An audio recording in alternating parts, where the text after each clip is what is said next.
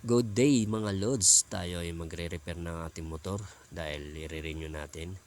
Pinalitan nga pala natin siya ng kanyang switch sa ilaw kasi napakahigpit sa LTO. Kailangan lahat gumagana, lahat umiilaw.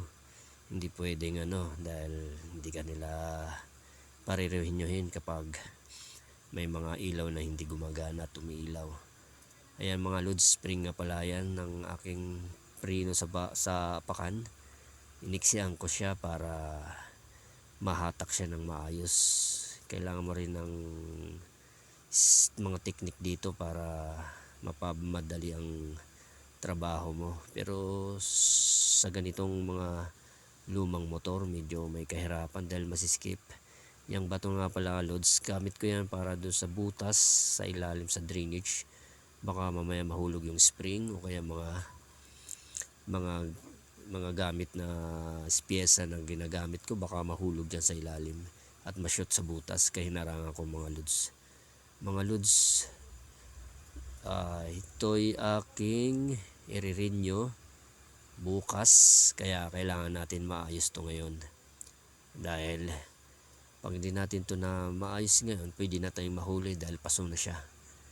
Pasong-paso na siya, nasa na siya pwede pa naman siya sa katapusan, pero pagdating sa LTO hindi na siya pwede. Sa mga pulis pwede pang pakiusapan, pero ang LTO hindi na pwede. Medyo may kalumaan na kasi itong mga loads, kaya kailangan natin ng mga gamit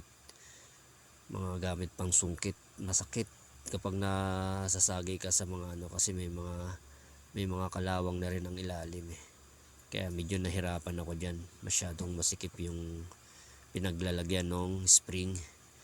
May mga technique sana dyan, kaso hindi ko na siya pinag-aralan. Basta kung ano lang yung nasa isip ko, yun ang ginawa ko mga lods. Okay, siguro naman maayos natin to ngayon para bukas natin iparerenew to. Kita nyo naman mga lods, pinapawisan na ako. Hindi ko siya may pasok-pasok dahil sa sobrang sikip. Tumutulo na pawis ko.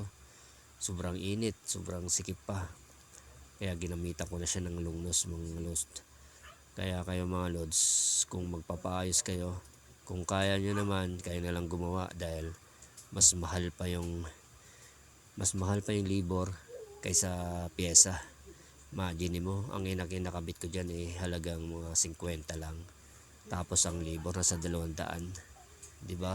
Saklap, masakit sa bangs mga loads. Kaya kung kaya nyo naman gawin, kayo na lang. Pero kung mayroon naman kayong budget, pwede nyo naman ipagawa mga loads para hindi naman kayo mahirapan masyado. Ako kasi mga loads, sayang, nanghinaya ako sa 200 na labor. Tapos hindi pa nila maayos ang pagkakabit. Diba? Kaya mga loads, medyo naikabit ko na. Kaya tinitesting ko na para kung umi-epekto ang aking pagkakabit. Ayan, titesting na natin. Titimplahin na lang natin siya para makuha natin yung pinaka timing ng kasi kapag di mo yung tinimpla, hindi yan mahatak pag tinatapakan natin. Okay, yan pala yung anak kong panganay, ang katuhan ko pag ako nagre-repair, para kung sakali na siya na mag-ooperate ng motor, alam niya na kung anong gagawin. Okay, yan. Okay, tingnan natin kung gumagana na nga yung ilaw. Okay, chinecheck na natin, timpla pa. Okay, dapat natin to i-renew mga loads kasi pag di natin to ni-renew, malaking multa. Paso tayo, mas malaki pang mababayaran mo kaysa sa pagpaparenew. Ito yung pa nga mga loads, tingnan natin kung okay na. Start natin para malaman natin kung gumagana na nga yung switch na nilagay natin. Diba? Para yan, kinakamay ko lang ngayon mga loads kasi medyo gamay ko na kasi itong motor ng loads. Matagal na nga pala itong loads, mga motor na to. Halos 18 years na to loads. Pero hindi pa ako Hindi pa ako binibigo nito mga lods. Hindi ko pa nabubuksan ng makina na yan. Ayan mga lods, gumagana na nga mga lods. O, diba? Umiki na. Diba? Bali, ang titesting na lang natin yung nasa kamay. Yung preno sa kamay. Yan. Gumagana siya na mga lods. So, okay. Diba? May epekto. Madali lang naman magkamit dyan lods. Kaso nga lang, yung pinakalagayan talaga, napakasikip. Depende siguro sa brand dyan. Kung anong klaseng brand. Dito kasi sa brand ng Suzuki, napakasikip. Sisikip na mga pinaglalagyan ng mga spring nito. Ito nga pala mga lods, so, di ba? Inaayos ko na yung sa kamay. Ginagamitan ko na ng plies mga lods. Kasi nakalimutan ko yung mga gamit ka sa loob. Ang layo kasi nang pupuntahan ko pa para lang kunin yung gamit. Yan, di ba? Kaya naman ng plies, pero wag yung gagawin kapag ganyan kasi mabibilog yung pinaka-tornilyo. Yan, di ba? Kinakabit ko na. Ang una ko palang nabili loads na switch diyan sa kamay ay baliktad ang binigay sa akin. Baliktad. Yan yung luma. Papalitan natin ng bago mga loads, di ba? Kailangan natin palitan kasi nag-i-stack up na siya, hindi na gumagana kapag pinipreno natin, diba? Pero dahil sa mali ang binigay sa akin, napabili pa ako ng isa pang switch mga lods, dahil ang binigay sa aking switch ay pang kanan. Kaya ang ginawa ko, bumili lang uli ako. Kaya doon ako sa malayo bumili kasi mas mura doon. Dito napakamahal sa lugar namin. Halos siyang switch na yan maabot 65. Samantalang doon sa binilhan ko, halos lang yan, bali 35 lang isa niyan. Ganun kamura. Kaya nadoble patuloy ako ng bili kasi mali ang binigay sa akin. Pang kanan, dapat pang kaliwa. Pero tiyaga-tiyaga lang, maayos din natin yan. Kasi kailangan bukas maparehistro na natin to. Mas malaking gastos kapag nahuli tayong paso ang ating mga motor. Kaya pagtiyagaan na natin to mga lods. Okay na mga lods, gumagana na siya.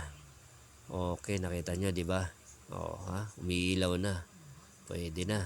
Pwede na siyang ipaayos. Pwede na natin siyang ipa-renew bukas mga lods.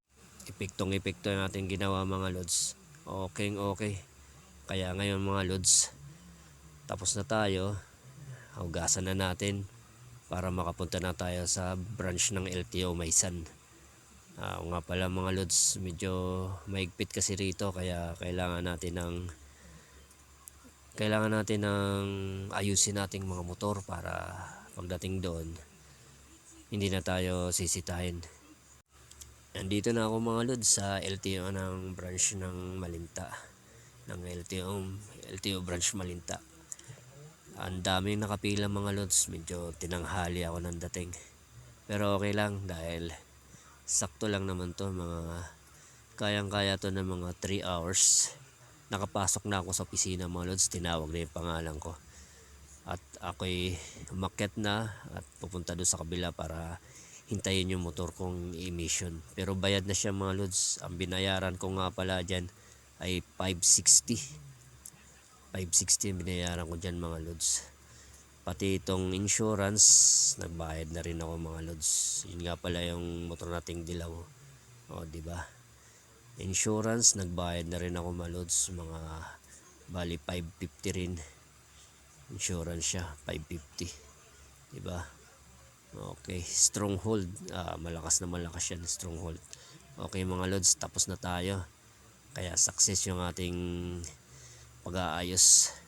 Nakapasa tayo sa LTO branch Malinta. Okay mga lods. Okay, pwede natin to drive. Check this out. Drive.